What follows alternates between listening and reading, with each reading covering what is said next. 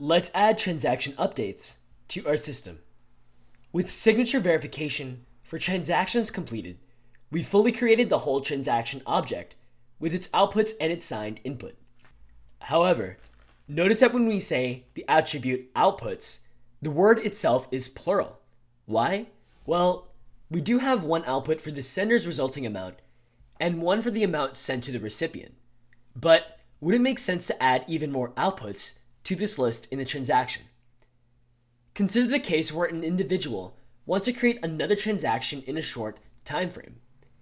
We could easily create an entirely new transaction object to represent the new exchange. But in this case, the input would virtually be the same between their original and new transaction. So rather than creating an entirely new transaction object with a whole new ID and output, they could optimize the process.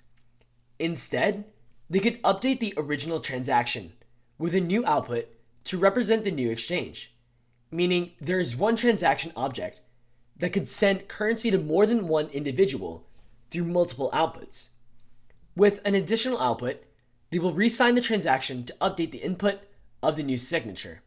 Likewise, the output will subtract the sum total of all the outputs they're sending out for the one that they're sending as the resulting output. Alright, that covers a quick understanding of transaction updates. Let's now implement the feature for updating transactions in our code. So go ahead and open your code editor. To handle the addition of a new output object to an existing transaction, let's define a function in the transaction class called update. So make sure you're in transaction.js. Let's add an update function to the actual class, which in this case will not be static. So after the constructor, we'll have an update function. This will take the parameters, the same ones as the new transaction. So it'll have a respective sender wallet, and then a recipient and an amount, since it will generate an output just like this new transaction function does. So this update function will deliver more of the sender's currency. Therefore, we need to update the output, which details the resulting amount that the sender will end up with. This resulting amount will need to subtract the new amount that is being provided. Therefore, let's find that original sender's output object. And then, by finding that output that matches the sender's wallet public key, well, then we can resubtract the new output amount that they should end up with. So first up, we're going to say that the sender output is the result of going through this transaction's current list of outputs. And then we'll use the find function, and then we're going to return the output object whose output.address matches the public key of the sender wallet. So this is going to find an output that they may have previously generated with a transaction by matching the sender wallet public key. Now, before we update the sender output object itself, well, we need to consider the case where a user attempts to make a transaction with the amount that they already were supposed to end up with. Meaning, if they make an amount, or rather try to transact with an amount that exceeds what they've already delegated that should be the resulting output. Well, in that case, we're going to log an error and return out of the function, since this type of behavior shouldn't be allowed. So if the amount is greater than the amount that is already specified in the sender output amount, well, we're going to log to the console that this amount exceeds the balance.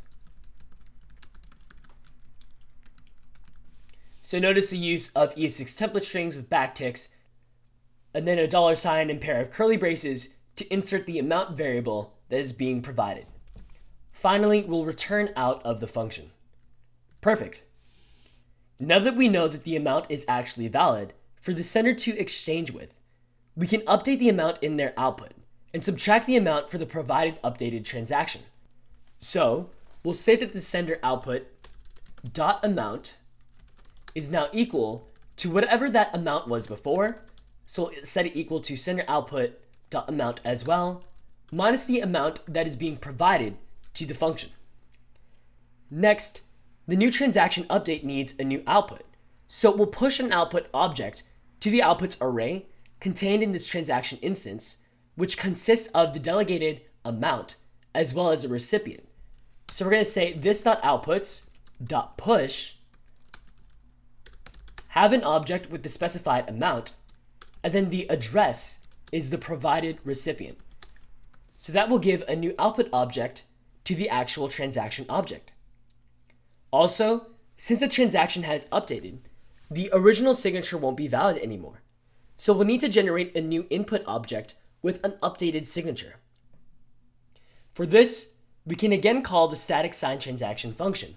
So let's call it transaction.signTransaction, and then this does the job of generating a new output. The first parameter is the transaction to generate the input for, which in this case, we can use this as a reference to the current transaction instance. And then we provide the sender wallet, which has the important sender wallet address and public key parameters that are key to generating that input object. Finally, once we finish the update, we're going to return this as a result of the function itself. All right, that wraps up the update function. Again, the update function handles adding a new transaction, or rather a new output object, to an existing transaction by the sender. It updates the output detailing the resulting amount and adds a new output for the new recipient. Likewise, it resigns a transaction. So let's make sure this functionality works in the way that we intended to by testing it next.